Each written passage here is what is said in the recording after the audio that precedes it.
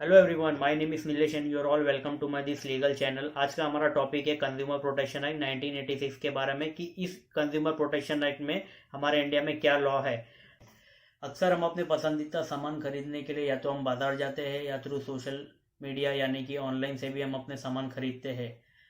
उस समय अगर आपको कुछ तकलीफ होती है या आपने कोई सामान खरीदे, जैसे कि आपके साथ कोई फ्रॉड हुआ या आपको कोई गलत प्रोडक्ट भेजे या आपके साथ गलत किया गया है, पैसा ले लिया ऑनलाइन से और आपको सामान नहीं दिया है, तो उस समय आपको कैसे कंप्लेन करना है, कहाँ करना है और किस प्रोसीजर में करना है, आज हम इस बारे में डिस्कस करेंगे इस वीडियो में।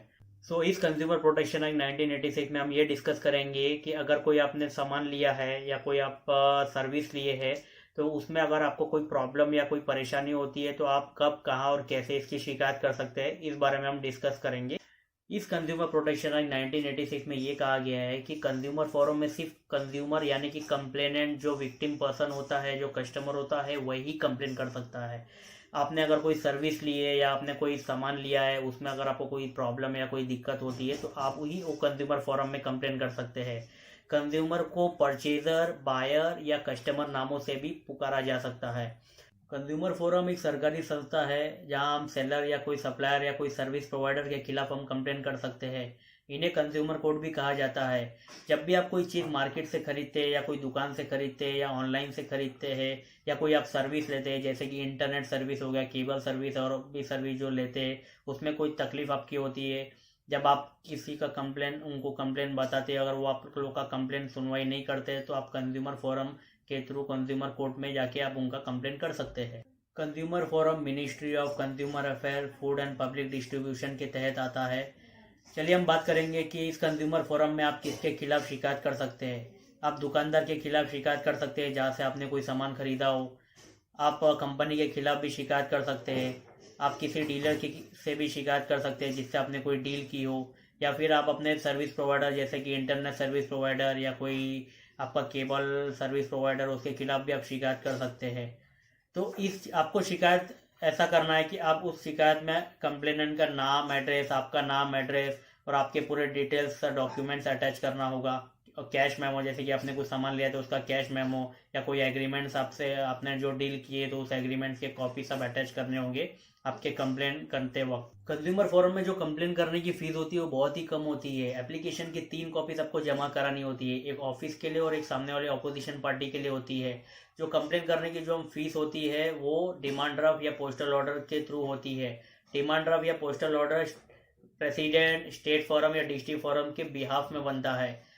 आपके कंप्लेन में जो लास्ट में जो आपको ये लिखना ज़रूर होता है कि आप कोर्ट से कंप्लेन क्यों कर रहे हैं, क्या चाहते हैं आप केस क्यों कर रहे हैं, आपको चाहिए क्या।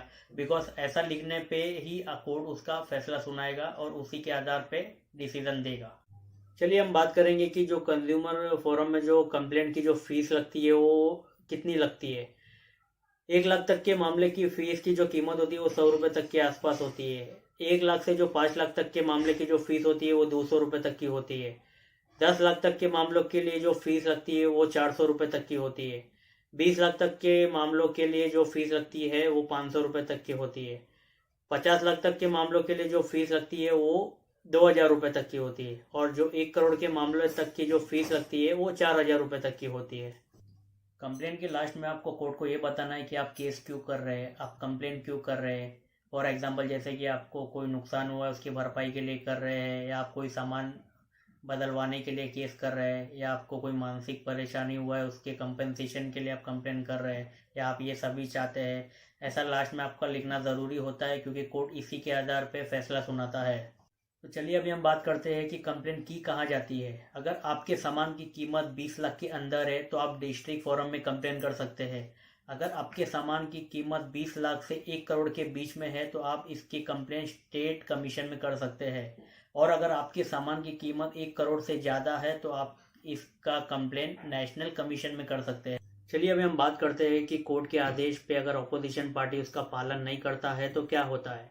ऑपोजिशन पार्टी अगर कोर्ट का आदेश का पालन नहीं करता है तो उसको कंप्लेनेंट को 10,000 रुपीज़ देना होता है और 3 साल तक की उसको सजा हो सकती है। तो चलिए हम बात करते हैं कि आप कंज्यूमर कंप्लेंट कैसे कर सकते हैं।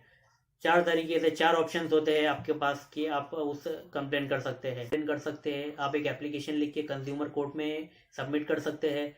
दूसरा ऑप्शन है कि आप एसएमएस के द्वारा भी आप कंप्लेन कर सकते हैं।